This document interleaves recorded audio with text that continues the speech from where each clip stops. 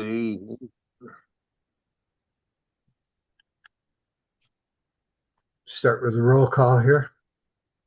Berry City. Still no representative. Berry Town. Berlin. Robert Murdoch, present. Cabot.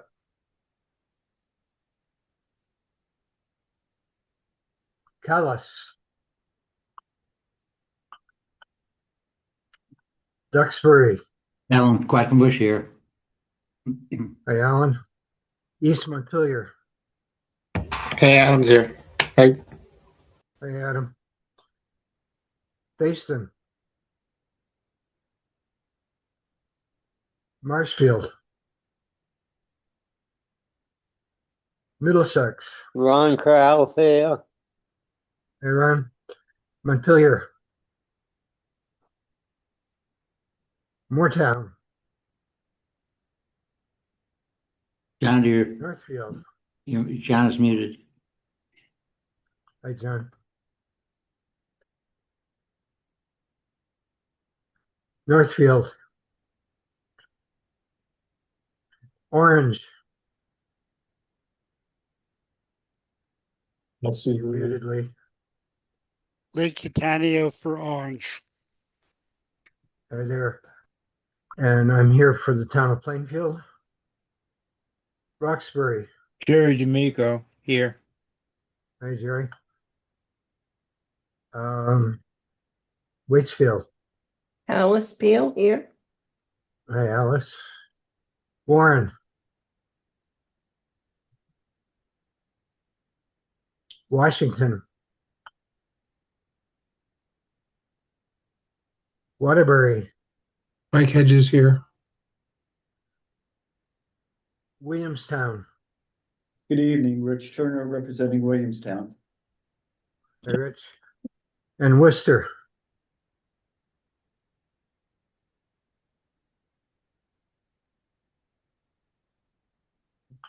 So I didn't hear Jordan, but I believe you are here representing Callis, correct? Yep, that's right. Thanks, Raven. Yeah, there we go. That is a quorum. You are exactly 12. Hooray. Good to hear. Thank you all for coming out. So much easier doing business. All right. Next item. Any adjustments to the agenda?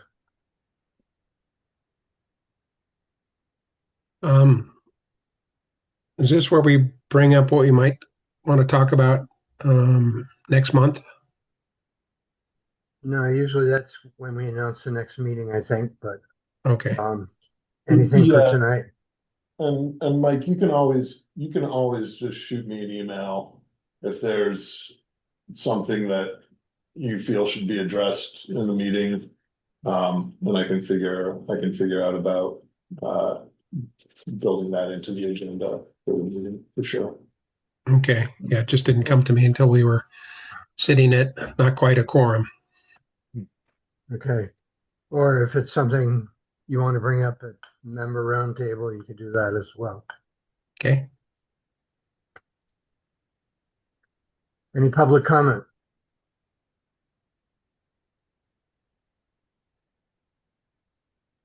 Staff announcements. I have just the one for me, which is if your towns have any roads for which they would like to get speed data. So specifically the long-term connected device probe, so connected vehicles, phone, the trace data that gets translated into the speed data, the link associated speed data. Let me know, because VTrans is going to be updating the network that they buy data from, for which they buy data from Ridis. and they are looking for input to make sure that the network that they're buying has the coverage that people need and or want. Yeah, can I ask you to explain Well, speed data a little bit more? What do you mean by speed Uh, data? Sure. So it's a data set that is collected from GPS trace data, right? So you have phones, vehicles, those are going to be your two big ones. Obviously, heavier trucks, they have transponders as well. And those, the GPS, right, it pings with whatever regularity. And so having the anonymized persistent device identifier, right? So it's it's the same device, you don't necessarily know what device it actually is. And being able to see the rate at which the location of that device changes along the length of a given road segment can then be translated into the speed of that vehicle, and then that gets compiled into a larger data set that's it's these full year data sets down to single minute resolution. So you can look at April 17th from 4:30 to 5 p.m. in 1 minute increments. What were the operational speeds along a segment of road? What would towns do with that? What would towns do with that, Martin? Well, I don't know that a lot of towns are going to have the internal capacity. It would be more on the end of if there were locations that towns would want to have that data for, to be able to have access to the data, or to have probably realistically us or a third party, work up some kind of profile or analysis on. Would that give real-time traffic counts as well? It doesn't necessarily give count data. They can try to infer counts based on the number of devices, right? The number of traces that they have. But that's always going to be a guess. It's not a complete universe of vehicles necessarily, and it's also not just vehicles. So you can get an order of magnitude idea, but if you're trying to get finer grain count data, it's not going to accomplish that for you. This sounds really scary. No, it does. It sounds really scary. Yeah. That they collect this data. I don't know. Yeah, They and were yeah, you're right. It's invasive, it sounds like to me. Well, the agency has been using that method to determine where there are backups, say on the interstate. When Waterbury was doing those bridge projects, I don't know, 5-6 years ago, they were utilizing that same technology to determine if people were stopped on the road, so they could give advance warning. But that's the type of thing that it can be used for. But Ruben, this is like they can get data from lots of different devices, correct? Yeah, so it's my understanding is that it is data that is anonymized by, I'm not sure exactly who all of the providers are, but there's essentially there are providers who have this data. This intermediary buys that data anonymized and aggregates it, and then that's what the V-Trans is actually buying. That's the product. It's the Buying the data. anonymized aggregate. Sounds Sorry, like anonymized Big aggregated Brother. data. It does. Sounds like Big Brother. Okay. And what's the ask here or the announcement is we're gonna work with That V-Trans to, that V-Trans has a network that they have this data coverage on. It's a data product, it costs money. And if there are facilities that towns would like to have this data available for, please let them know. Through Do they you have it? or directly to AOT? No, you can let me know and I'll bundle it and pass it along if there are any asks. do they have portable units? Like, for example, if a town wanted to do a traffic study on a particular road? to Oh, get- no, they don't, they're not, they don't do the collection.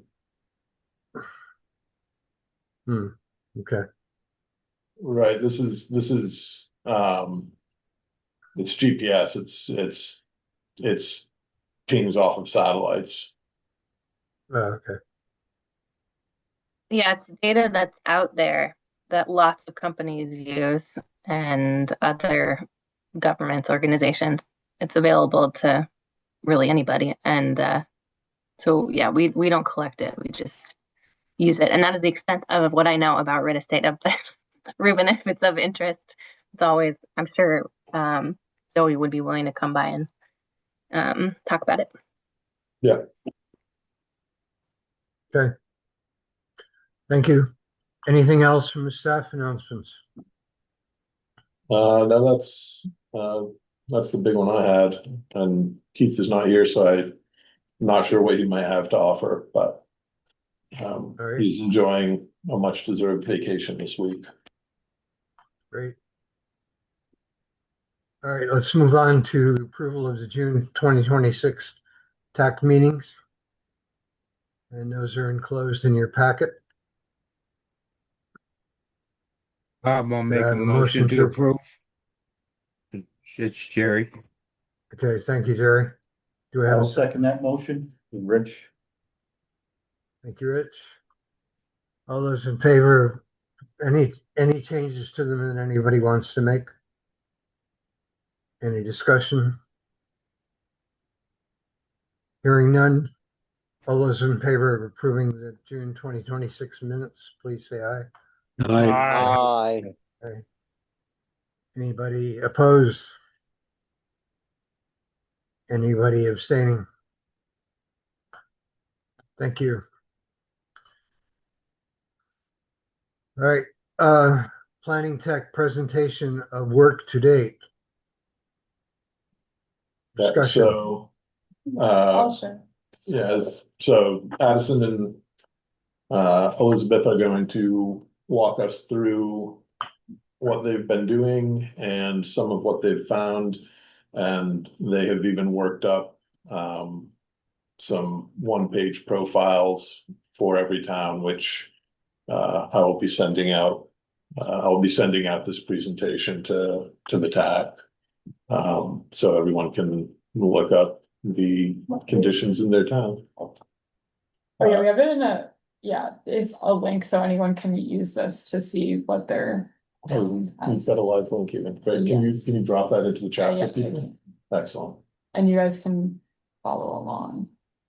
Okay.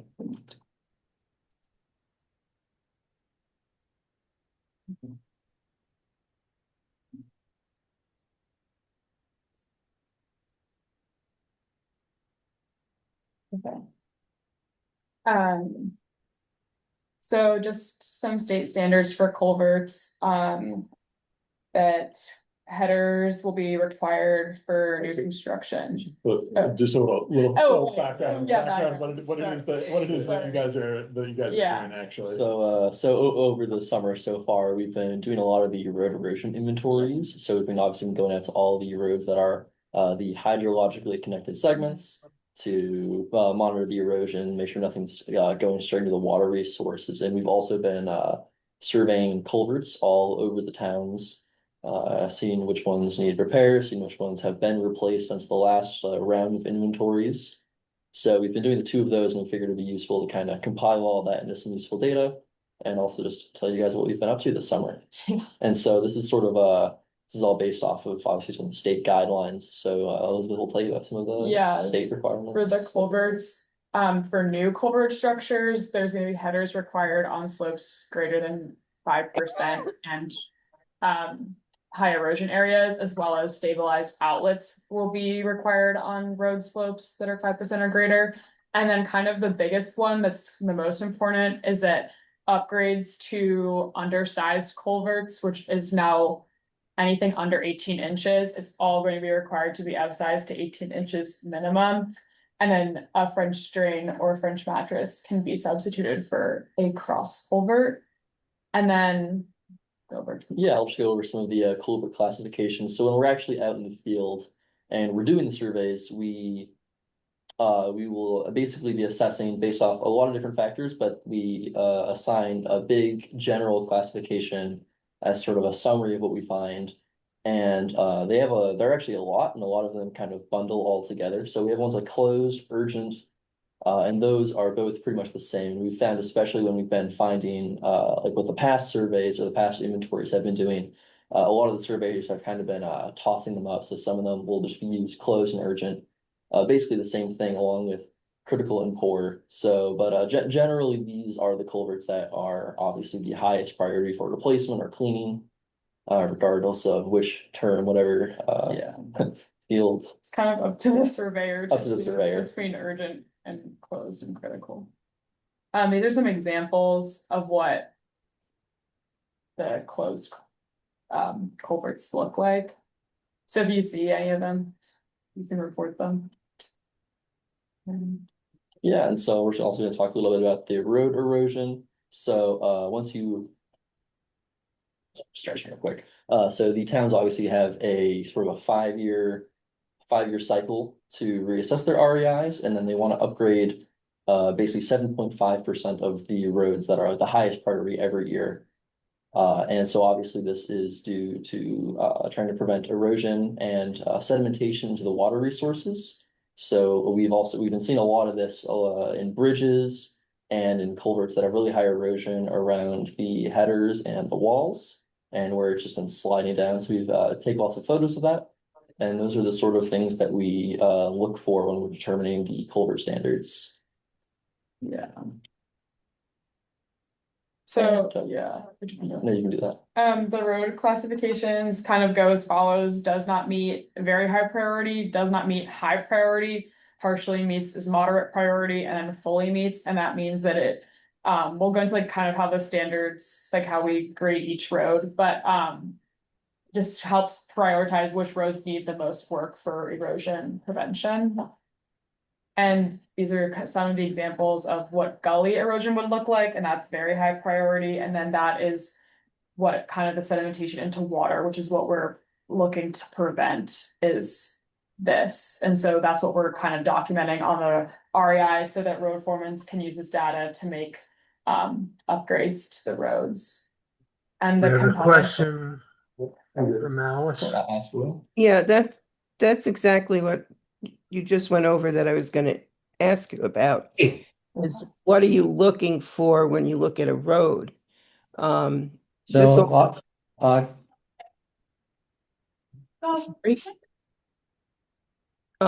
was just wondering what erosion type things you're looking for.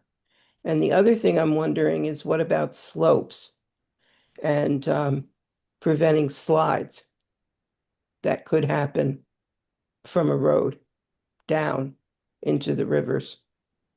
Yeah, so when we are filling out the surveys for each road segments, aside from the obvious question it gives to the top of, is there obvious evidence of sedimentation to a water resource? Some of the stuff that we assess based off is, aside from the road slope, also the way it's insloped and outsloped, so how the water flows off the road, so down it.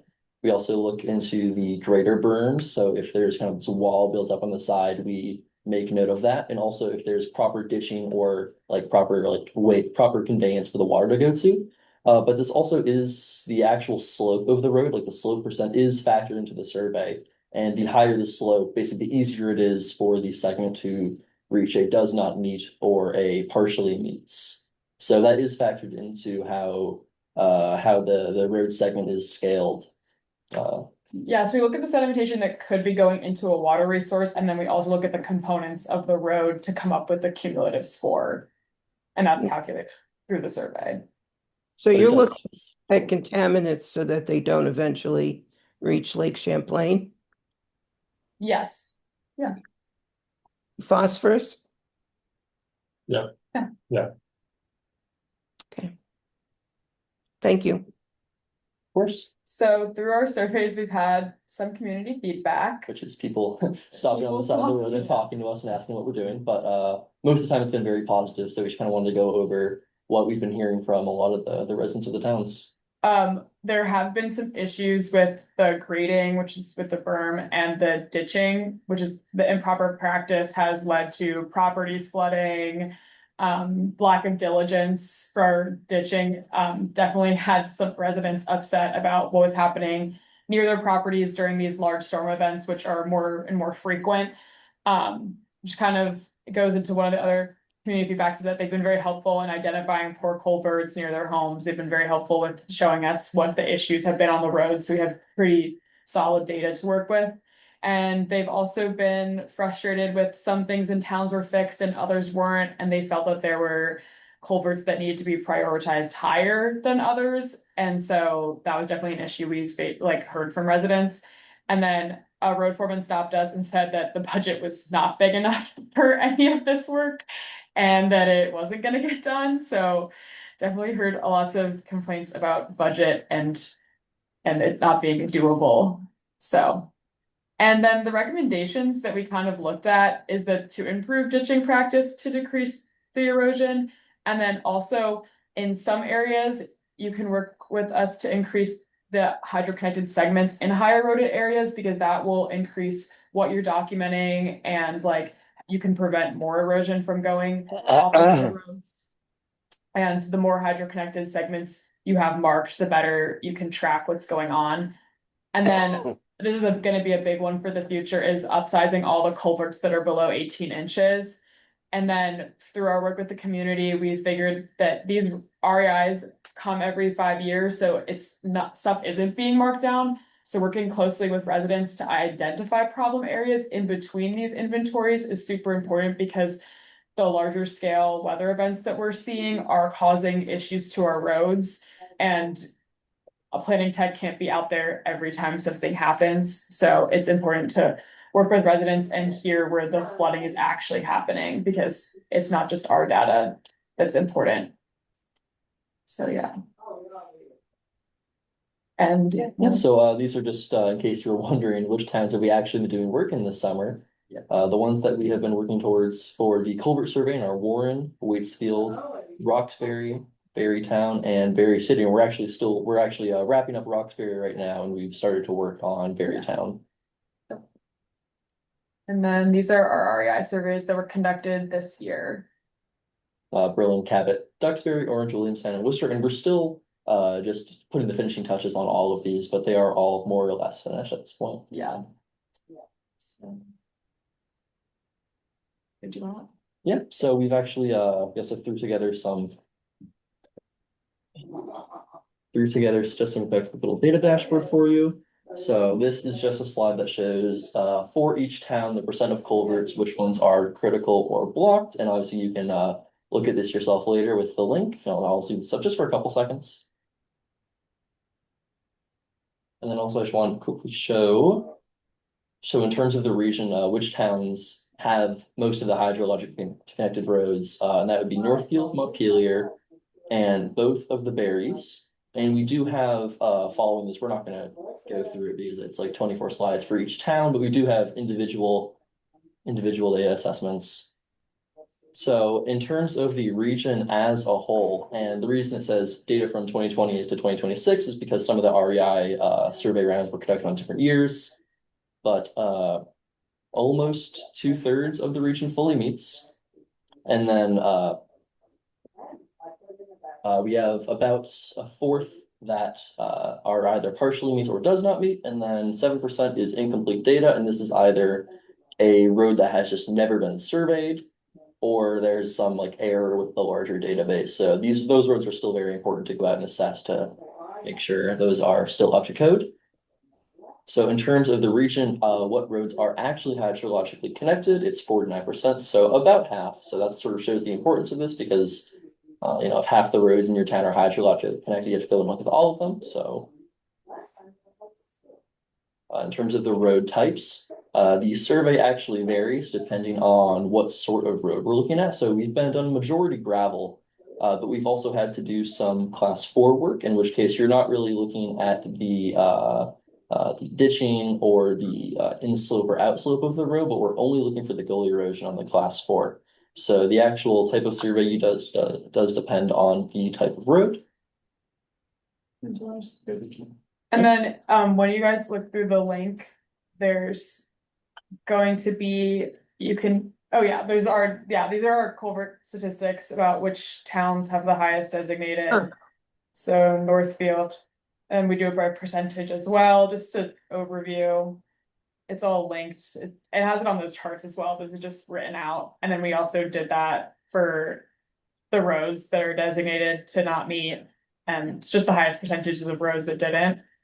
And then on the link, if you guys want to go and explore it, there's you can go through your town and see how many total culverts you have, where are they undersized, if they're what the quality of the culverts are. And we also have done that for the roads, so you can see how many hydrologically connected roads you have, and then what their overall REI is looking for, and then exactly how many segments were assessed. And that's all. Any questions? Yeah. Question. And what do you mean by hydrologically connected? It's a complicated definition because sometimes we're driving and I'm like, this seems like it should be hydrologically connected, and it's not. But it just means that there's a water source near it or crossing through the road. It's close enough where if water were to run off of the road segment, it would have a potential risk or threat of going into a water resource. So if there's a road that's in, not near any water, obviously that one's not going to be hydrologically connected. But so obviously you'll see more of them around stream crossings and roads that border large water bodies. Would you please put the link to your stuff in the chat so people can copy it and use it later? Yeah, Can somebody confirm that? I think Elizabeth dropped it in there. Yeah. Already, yeah, I see it. It's in there. Yeah. Yeah. And then we've also sent individualized reports out to Orange, Williamstown, and Warren on culverts and REIs. I think Teddy sent 2 of them out. Also has a question. Oh, yes. Yeah, now when you go into the towns, and geez, I'm pretty pleased with Waitsfield's numbers. When you go into the towns, do you get an inventory or what are actually town-owned culverts for the town roads? Like one of the things I've had to explain to when I was on the planning commission, I've had to explain actually to people who own houses that were commissioners, and sometimes to other people that would call me and say, how come they're not doing my culvert? Sometimes I've had to explain that they are not town culverts. They're actually the homeowner's culvert. For when a driveway was put in for them when they were building their house. Like I have a culvert at my house that my husband and I maintain. And so I'm just wondering, do you get the information from the town of what culverts should be in the inventory? So when we're out doing the surveys, it's all on an iPad, and we have this big offline map with the data points for culverts, and we have an option to add them. So if we come across ones that aren't in the current inventory, but it's all just the town municipal culverts. We don't do anything. Yeah, we're with not the driveway assessing personal. culverts. Yeah, just the town stuff. I have had one person ask, but not like a bad way. They were very, very curious. Can I see someone else raise their hand? Question from Robert. Yeah, I wonder what kind of communication it was with the towns when you did these inventories. Communication? Yeah. Like before we went out? Did you talk to the town? No, not before. I think that they have a contract with you. The road erosion inventories are done on contract for the towns. And the bridge and culvert inventories are on a cyclical basis. And I know that Keith handles the scheduling. I don't know how much coordination he's having. I imagine that he is, certainly the road foremen are aware that this is a program that runs every summer. How much direct coordination occurs beyond that, I wouldn't be able to tell you without asking Keith. Williamstown was notified, our town manager and road foreman, when we were coming out doing culvert inventories and other things. So we got advance notice while things were going on. It's also pretty non-invasive, like we're not really near like. I guess that's my second part of my question is, can I reasonably assume that my town administrator, my road foreman both know that these were conducted and what the results were? We will, Keith, also, like, we can share these results directly with the road foreman. I know that the orange road foreman has. My question is, do they already know? I believe that the reports are submitted to the towns after the inventories are complete. That's my understanding of the process. We received a report at Williamstown. Okay. Lee, question.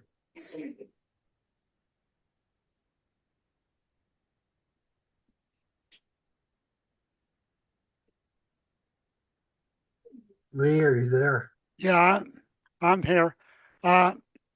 Are they going to mail a hard copy of this report to the towns? Our road foremen, they do not have computers at the town garage. There's no computer. Town Yeah, clerk. town clerk has it. Okay, apparently the town clerk has it. And that's digital copy. Yes, but we can send a hard copy. You can get hard copy. Yeah, we can get hard copy. Okay. Yeah, we can get hard copy to Orange. Okay. Alice. Yeah, I would assume that our town administrator got this report. Now, whether he communicated it to the select board or not, I don't know, and I can check on that. But Keith and I have been talking about the culvert survey for Waitsfield for quite a while. So I would, as a CVRPC rep, go to Waitsfield Select Board and say, look, culvert, expect the report anytime. It's much like expect the bridge reports at any time, inspection reports. So I can check on it all, but I really trust Keith that this is getting done and being communicated. Good. That's it. And Mike, you have a question? Yeah, I'm sorry. Just a couple slides back, there were some summaries about the different towns, and Waterbury was mentioned on one of those, and I didn't quite understand. I think it was the one before that.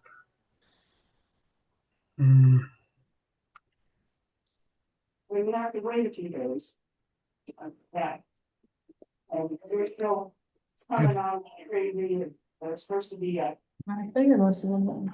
It was the text ones that followed that. Yeah, this area. The 99. Oh, it's 99 segments that did not meet. But that's not a percentage, it's just a number out of the total segments. Okay. But there's a more detailed description later on where you can see the exact percentage of the priority roads. Appreciate it. Thank you. I have a request. If you're not talking, could you please mute your microphone? Some background voices here. Makes it hard to hear. And I have a question myself. What does it mean when it says it doesn't meet? Does that means that it doesn't meet the standards? Yeah, does it meet, there could be something to do with the berm or the crowning, any of that does not meet on that segment and therefore needs to be upgraded. Yeah, it's done based on an equation. Like we aren't just kind of choosing what we want for each road segment. It takes the info that we put in and then it kind of has different values for what we assign for I guess how the berm is and how the slope is. Then it calculates that through an equation. So it's just standardized. So that's what it means. Or does not mean. Right. Okay, thank you. Of course. Yeah. Any other questions or comments? And thank you for the work you do, folks. Of course. Take the bed up in the blue room and it wasn't in there. Just made the bed, the rest of the bed up in the blue room and wasn't there. I don't understand what somebody is saying, but. All right, let's move on to the next item. And that would be the approval of the TPI for the fiscal year 27 budget and work plan. And that was in your packet, so I hope that you've had a chance to look it over, particularly the budget page and the executive summary. Yeah, and I would say that for those of you who were here last time, it is functionally the same document. I did not get there weren't any town priorities that I was handed to append to what had already been drafted. So aside from a little bit of light editing and adding a little bit of detail to a couple of the discretionary tasks, it's Hey, the same document. Ruben, Hey, Jerry, mute Jerry, could you everybody. please mute your microphone? Thank you.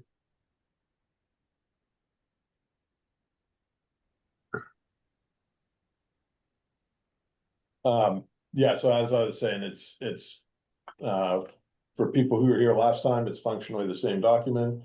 It is you can see I left the VTrans guidance portions in there to provide explanation for anybody who is not familiar with the structure of the TPI program.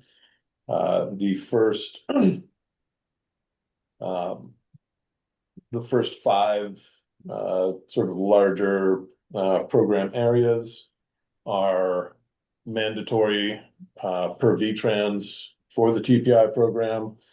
And then sixth, the other planning activities, that's where we put in what we as an organization would like to be spending money, time, and effort on over the course of the next year. As we discussed at the last meeting, the big initiative is a push to do a full update, full regional transportation plan. The last full regional transportation plan was completed in 2008. There was a attempted update in 2016. I forget the fellow's name offhand, but he had worked here, passed away. There was a cycle of staff that happened after that. I did a bunch of data updates when I first came on here that have been incorporated into the current version of the regional plan transportation element, but we are functionally 20 years out from the last time that, a full fat regional transportation plan was completed, and it seems like that's probably something we should do. Okay.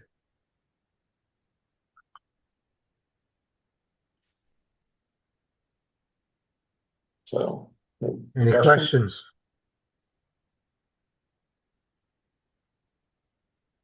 Yeah, what would the schedule be for that planning activity you just mentioned, Ruben?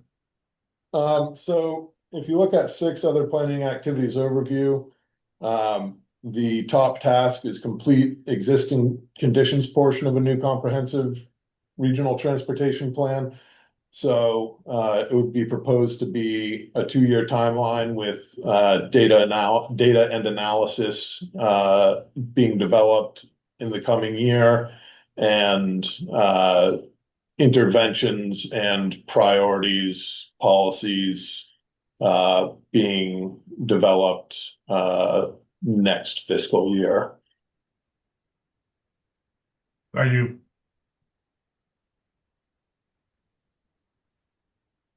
I see a hand from Mike. Oh, just the same thing as last month, on page 9, as far as the task. So in that chart there, where it talks about the different invasive plant species, I was looking for the wild chervil, because that's a different management strategy. If they're just going out there to try to minimize poison parsnip, they're spreading wild chervil seed all over the state, and it is a growing problem. It's phototoxic. And so I really think that needs to be brought to people's attention, because it goes to seed so early in the year that any other mowing, if they haven't taken care of the chervil, they're just spreading seed everywhere. Yeah, I remember we can get that explicitly in ours. Thank you. In ours. Yeah, I mean, this was again handed down from VTrans, and my understanding is that that there are a few other species that aren't mentioned here. It's meant to be illustrative more than comprehensive, but we can get chervil added in there for ours. And I do remember that as well. I'm sorry to butt in, but I'm happy to bring it. I'm writing it down now. I'll bring it to the group, and we can try to get that in for next year. We'll probably need to chat with our districts and just make sure they've got a plan for that. But I'll follow up on that. Thank you.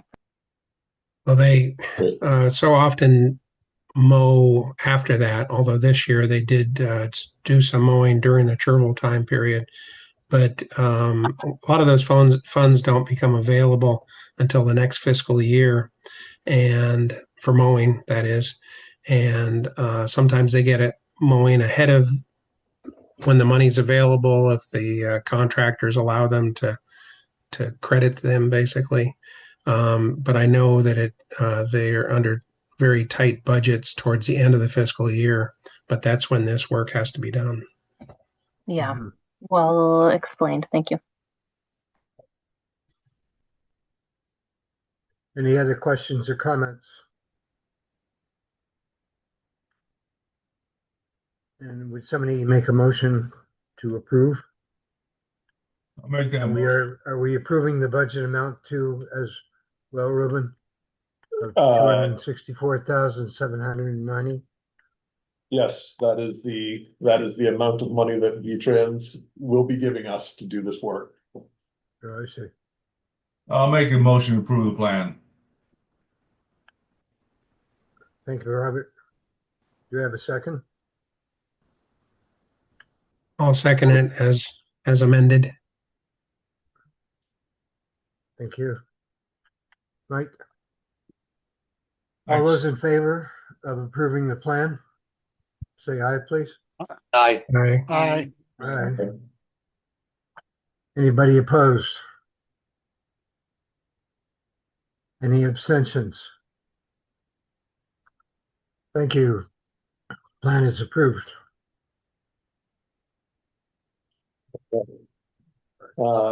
So the next item There was a short memo adding to discussions that we've already had across multiple meetings.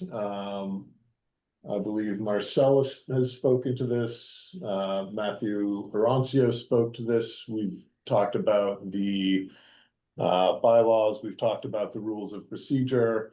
This is just a little bit more information on the, so the request from public was that the TAC, the RPC writ large, should be weighing in on projects of regional impact that are no longer covered per Act 181. And the very short version is that, right, per the Vermont statute, per the commission bylaws, per the committee rules of procedure, that the TAC as an advisory committee can certainly assess whatever they choose to at whatever level they choose to, and offer an opinion as a committee on the things that they choose to evaluate. And certainly that carries weight in some forums.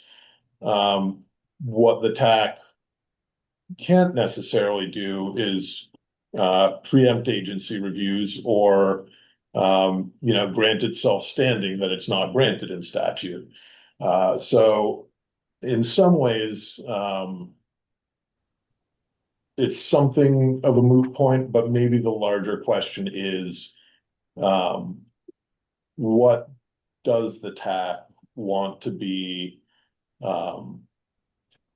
evaluating and prioritizing, right, in the absence of, I don't know how many years we're going on now, the VPSP2 process, right, that obviously we're going to be doing this comprehensive regional transportation plan, and my hope and expectation is that the TAC will be functioning as essentially a stakeholder slash steering body for that effort. So certainly, we'll have that work to do, but on the more project specific front, the reason that this is discussion is because I think it needs to be an open-ended discussion, and action can be at a subsequent meeting to codify things.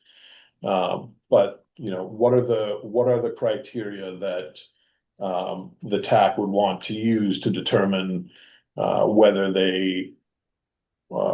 you want to further investigate a project or a proposal, right, such that those can be taken, consistently applied, both to identify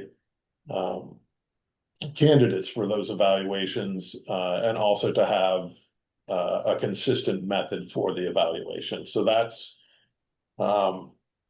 my very long-winded introduction to a discussion that I'm hoping you all can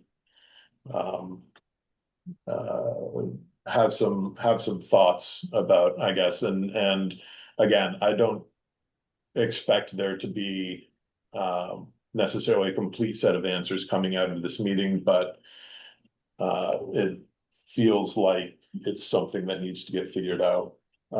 Robert.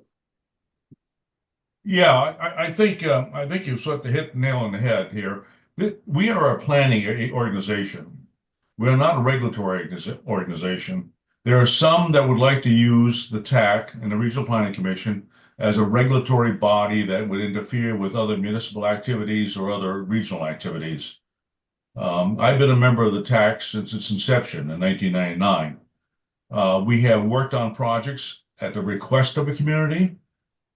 but we don't oversee projects. We don't review projects. We do have a project review committee, which is separate from the TAC, that has authority, but only authority it has is statutory. We can participate in Act 250 and Act 248 projects. We just do not have the authority to comment on this. I'm not talking about the regional, TAC, not the TAC, but the project review committee. But the TAC has no responsibility, no charge, and no authority to be commenting independently on people's projects. We have and typically have done a good job of responding to municipalities when they've requested assistance with studies and recommendations for improvements. And as a result of the activities we've done over the years, we've ended up with major projects that have resulted in improved traffic conditions. We are not a regulatory body, and we should not be looked at that way. Thank you. Thank you, Yeah, Robert. Those are great comments. So this is Alan. I just want to, is there some place where we have, what the mission of the TAC is? What are our duties spelled out? I've been on the TAC for quite a long time. I've never seen any document spelling out what is our role. Sometimes I feel like, I don't know what our role is. Yes, so there are a couple. There's both rules of procedure and the CVRPC bylaws, and I can get copies of those sent out to everybody. I can share my screen quickly, and we can maybe go over some of those pieces. So. But effectively, the responsibilities and duties are planning, not regulatory. Yeah, well, yes. So here, can people see my screen?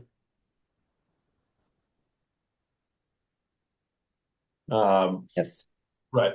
So TAC rules of procedure, purpose, oversee transportation planning program in accordance with commission plans, policies, and procedures, act as liaison between local communities and the AOT, and provide local and regional input regarding transportation issues important to the region.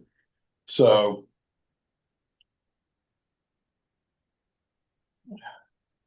the major activities are to oversee the TPI, right, which work plan and budget done. Develop and update regional transportation element. This is what we will be doing going forward this year. Provide recommendations on funding and prioritization to VTrans. This was the VPSP2 program. There is some potential for something resembling, I think, a less robust, perhaps parallel process, we could call it, but it will, it's not, it won't be to the level of VPSP2 because they're not accepting new projects, right? We have beat the VTrans budget issue to death at this point, I think. And provide local and regional input for issues important to the region. So, and then the rest, this is, advisory role. It's an advisory committee. As Robert pointed out, it's not a regulatory body, it's an advisory body. And then the rest of this is essentially the membership and the minutia of some of the operational stuff. But in terms of the actual remit, it's essentially per the tax on rules of current rules of procedure, it's these 5 activities. Yes, Jordan. May signal my ignorance on the topic, but I'm curious. I I think I understand Robert's perspective there as, as our function as a advisory committee, but there's a lot of effort and expense that goes into creating these plans and project identification. And I'm curious what the staff or other members of the committee see as this group's leverage to see those plans be brought to fruition or prioritized. I think I understand that VTrans has their budget constraints and money for major projects are limited. But it seems to me like there's a lot of expense that gets paid that gets incurred to make these well-informed plans and do this analysis work. But at the end of the day, if that work gets shirked just because budgets are limited, that seems like a lot of wasted effort. Yeah, I think that's a fair question. I'll certainly let Marcella, I'll hand this over to you. I'm guessing you have something to add, but I would say that this is figuring that out is the conversation that we're trying to have, I'm trying to have, right? That used to be that was the VPSP2 process that no longer exists. Or I shouldn't say it no longer exists, but it has been suspended for multiple years. And so, right, what can be done in the absence of that by way of the regional prioritization of the work. Marcella? Yeah, thanks, Ruben. I will add a couple of things, and I appreciate the question and understand that the way that we understand the VPSB2 piece is the first question is there funding for new projects to come online? And the answer to that the last few years and for the next several will be no, and has been no. And so that's where it's like we get to that first step of the process and then that's it. That said, there were lists that were developed by the regional planning commissions, and we do encourage that those lists kind of stay up to date when projects, if things change, when things change, hopefully, we'd like to see that as well. A couple other things I wanted to just point out that plans are really, really important for that are helpful for us and then also helpful for the town. The first thing is that when projects do come through a town, like a paving project, it could be as simple as like a paving project or some other larger project. We do try early in the process, and our team helps with this, and Ruben and Keith help with this, to connect with the project with the town to ensure that if there's anything going on in the town or anything planned in the town for within the project area that we could be mindful of, or we could sort of coordinate around, that we can do that. So that could look like something like the town has planned to put a bike lane through, and we're coming through with a paving project. And so we're going to be restriping the lines on fresh pavement, and we could potentially work to get that bike lane painted through or similar to a road diet or like fewer lanes or something like that. That would be really helpful for us to know, and the TAC members can help with that at that early stage in the project. Another example could be like maybe your town wants to underground its utilities in the main town center, or add a sidewalk somewhere, or fix a utility or something that's going to be disruptive, and we have a paving project coming through sometime soon. We could coordinate those two things so that, VTrans isn't going to pay for those other extra things, but we could coordinate those two things to ensure that like the disruption is minimized for the folks in the town. So we're not ripping up fresh pavement twice, that sort of thing. The other thing that plans are really, really helpful for, and this is more like from the town's initiative, is that VTrans gives out a bunch of money for bike ped and transportation alternative grants throughout the year. And we also have there's some additional planning grants and small scale safety grants. And I'm probably forgetting several others, but plans are really essential for getting, being competitive to get any of that money. And so that is a process that's driven by the towns themselves. But you got to have a good plan to base that off of. And so that's really important too. So the work, while I totally understand, and I'm not trying to discount that, like, large capital projects that we are planning for aren't moving as fast as we want to right now because of the budget issues, there are a lot of additional things that these plans can help with at the local level. And hopefully as TAC members, you can kind of be encouraging your towns to go for these opportunities and also coordinate with us when we're coming through. I think by way of a little bit of clarification on how that funding works as well, a lot of that money that is eligible to towns as grants is ultimately federal money that's coming through federal programs with the state acting as the pass-through. So it's not like it's money that comes out of the state budget. It's money that is administered by VTrans on behalf of the feds. Yeah. More or less. Yeah. And there's usually a town, like a local match with that. And so it's, it's much more of a lift for the towns. But again, the plan is the foundation of that work. Okay. Earmark an opportunity to talk about a specific project and a roundtable. And thanks. Yeah, thanks for the question. Mike. Sure.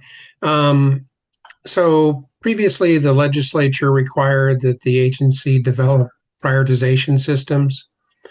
And the agency did put those prioritization systems together, and all of the different program areas, such as town highway bridge or paving and all those areas, did include a RPC rate ranking for the projects to tie into that overall prioritization. And the legislature approved that system that the agency used. And I don't know if it's still in effect, but when I was in the bridge program, the RPC ranking was the most influential factor in our prioritization system. And other than interstate projects, I think just about every program has RPC inputs to it, and they're quite influential. So, that was what was in place before the VPS2, whatever. And it may be attached to the back end of the budget that the agency put forward to legislature. It may still be in effect. So I was just wondering what your thoughts were with that respect, because Town Highway Bridge really needs regional inputs. Mm-hmm. Yeah. Alice. Yeah. Well, Marcella, do you have an answer for Mike first? I don't have, I'm not exactly how projects are being, I only see part of this. Mike, so I can't give a whole, but I could follow up. Yeah. Yeah, I mean, this is something I can also work to dig into this, because right, in terms of prioritization, my familiarity is VPSP2, which is suspended. Yeah, I mean, thank you for bringing it to my attention. I'll see what I can find, or if you know where to look for some definitions and process on this, I would appreciate that. I'll dig into that as well. Yeah. I think that what Mike is also talking about is a role of what we can do is advocate for things that as a committee we've discussed and feel as though we need to tell V-Trans about, like not regulatory, but advise them that we're looking at this particular problem or issue or some thing that has come up that needs attention, and we can bring it to V-Trans and present it to them. Just tell them what we're seeing in the region. And that would be a discussion amongst us. I mean, we're not going to make V-Trans make a decision, but it certainly seems to me like Mike is saying, RPC rankings on bridges and stuff does have, it carries weight. And didn't we rank the VSPS2 projects that we had voted on? Like we had said, these are the ones we want, and then we ranked them. 1 to 5 That's or what? Yeah, Yeah, that was the ESP2 process was the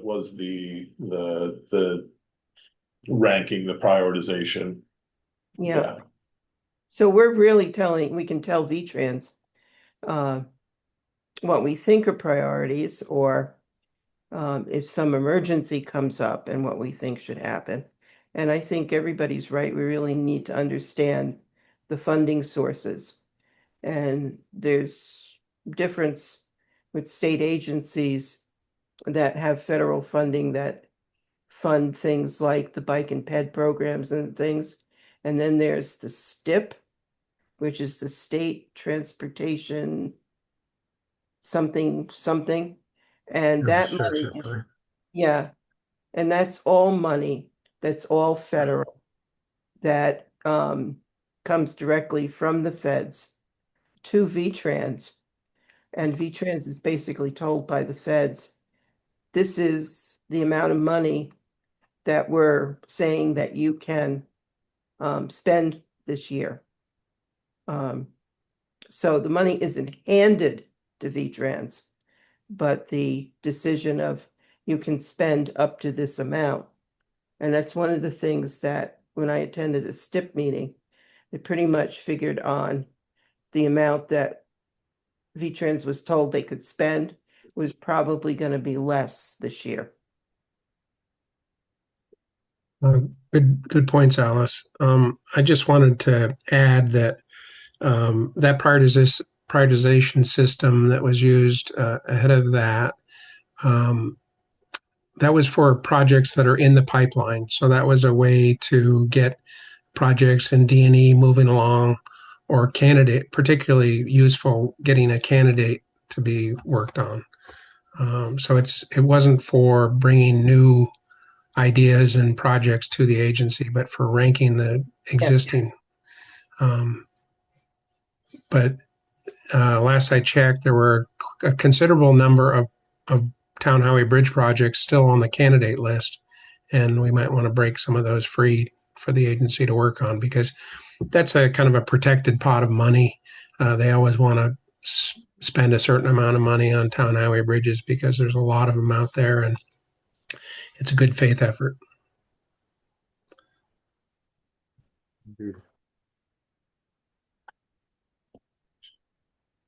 Jordan. I'm curious about as Marcel was saying, that having the plans in place, and potentially, I guess, D&E done for major projects is kind of critical for driving the conversation of consideration to maximize the efficiency of when V-Trans is coming through, with the example of like paving, and knowing that for the foreseeable future that the federal funds that are going to be significantly limited for underwriting these grants that go towards the planning activity. Should the individual municipalities be considering how to potentially fund the planning process for some of these projects themselves, so that those plans are in place to have the conversation with V-Trans. Good question. I don't know that planning funds are necessarily more vulnerable than project development funds because it is baked into federal requirements that there are plans in place for a lot of like the construction projects. So at least my understanding there is that like the planning part is still quite important and it is important to the feds, and so it should be continued to be funded. And as far as I'm aware at this point, we've seen kind of similar normal levels of funding for like, for example, like the scoping projects that we've put grants out for. We also have the Better Connections project, which is actually kind of a joint effort of some federal funds, some state funds. That's a master planning grant that we give out each year. And so I haven't seen major changes there. I'm going to get too, I can't really, I get beyond my area of expertise here when I start talking about like this coming year's budget. I do know that there are, you know, given that it's an election year at the federal level and like the transportation funding mechanism times out kind of exactly around the time when the elections happen, we're not expecting like super fast movement this year until maybe the new round of congressional representatives take their seats. But in terms of what exactly that means for, you know, this isn't the first time that that's happened. So in terms of exactly what that means, I don't have details.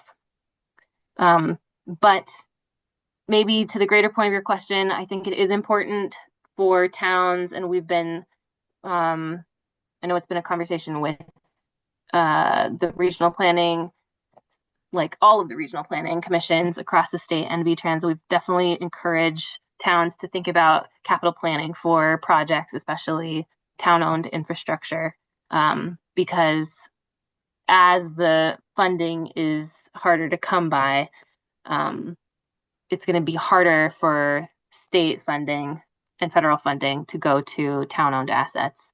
So encourage your towns to maintain and budget for their roads, their bridges, their culverts, that sort of thing. And that's just good practice generally, but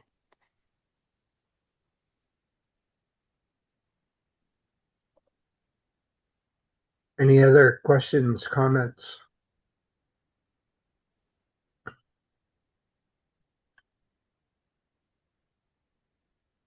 And Ruben, there's no action needed on this. Is that true? Yeah, Been a no, great this discussion was, there. this was, yeah, this was to have the conversation, to generate the ideas and, you know, to get a set of,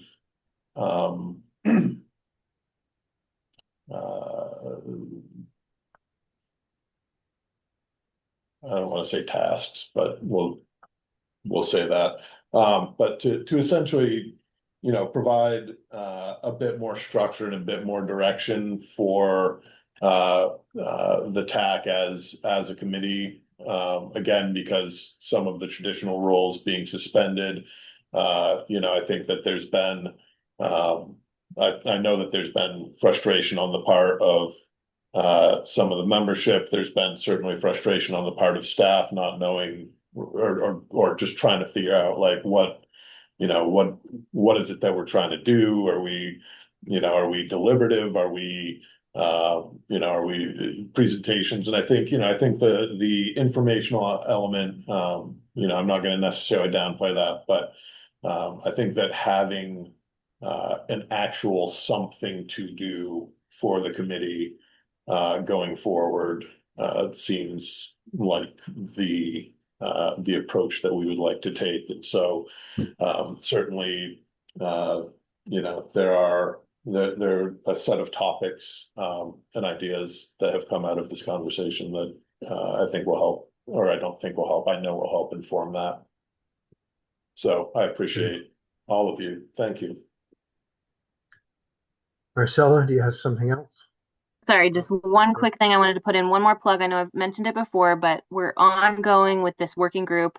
It's representatives from the RPCs and also from the VTrans staff and on our regional planning team that is looking at the TAC and just generally tax, how it's working. We're trying to understand what different tax are doing and what's working well for folks and what might want to change and trying to share information.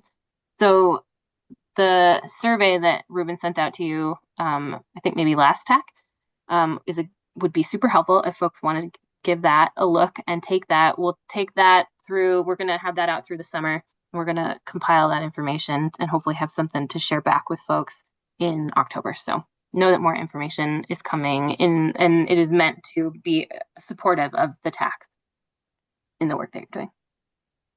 Great, thank you. Ruben, could you send out the link on that one more time to the membership? For the survey? The survey, yeah. Yeah, I will get that. Somebody hasn't done it. I'll put that in the email with the rules of procedure and the bylaws. I'll get that all bundled into one. Great, thank you. All right, moving along. Last thing we have is TAC member roundtable. Anybody like to I have a highlight? comment. Yeah, Okay, question. Yeah, what's going on with the crosswalk by the Red Hen? The Middlesex Planning Commission got frustrated by the process and has suspended their pursuit of that demonstration project at this time. All right, thank you. Thank you. Yep. Comment.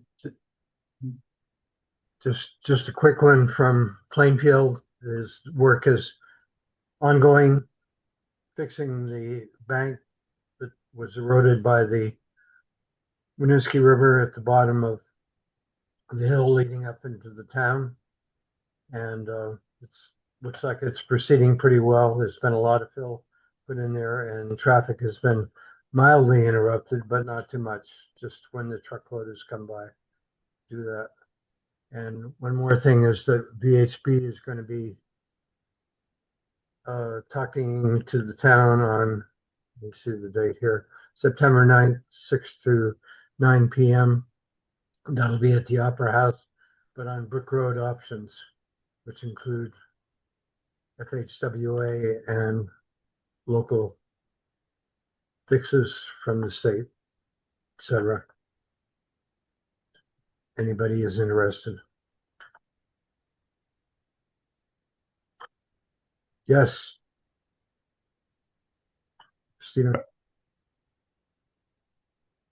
Yeah, I'd just like to thank Mike Hedges once again for helping to coordinate a demonstration project in Waterbury Center. Appreciate you going up there. Appreciate the efforts that staff put in to do that, and also to Elizabeth and Addison for attending out there too, and also a shout out to Elizabeth and Addison for the work that you've been doing with the road, all the road inventory, culvert inventories, and the work for the town. So really appreciate that, kind of seeing you out a little bit every year. So that's wonderful. And thanks again, Mike, and hopefully we can next year do another project field trip sometime. Hope to see a little more participation next time. But that was really informative, and really enjoyed it. So thank you. Well, that's why I raised my hand. I just wanted to thank those people that did come out. Appreciate the interest in that Better Connections project that we've got going there, and the demonstration project that's only got a limited time left at this point. That'll be taken down, but the results of that and the questionnaires that people have been filling out are going to be going into the final report. So, but the other thing that I had wanted to talk about early on in the meeting was that we seem to always be on the edge of having a quorum and not. And I just wondered if we could have as an agenda item a discussion on how to improve participation from towns that don't have a representative, or the representative has been absent most of the time. But it'd be good to have a discussion on that. That's a good thought.